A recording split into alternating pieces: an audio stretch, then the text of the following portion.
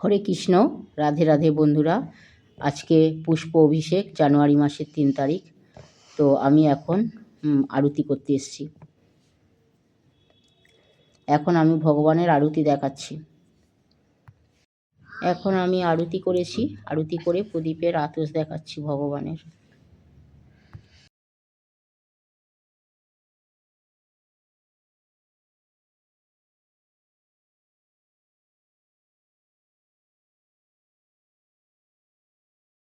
আজকে জানুয়ারি মাসের 3 তারিখ।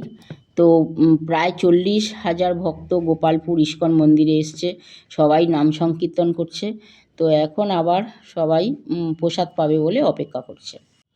প্রায় 40-50 হাজার ভক্ত এখানে নাম সংকীর্তন করছে। আবার কোনো ভক্ত প্রসাদ পাবে বলে অপেক্ষা করছে, কোনো ভক্ত আবার প্রসাদ পাচ্ছে। তো আজকে অনুষ্ঠানটা অনেক সুন্দর হয়েছে। হরে কৃষ্ণ, রাধে রাধে।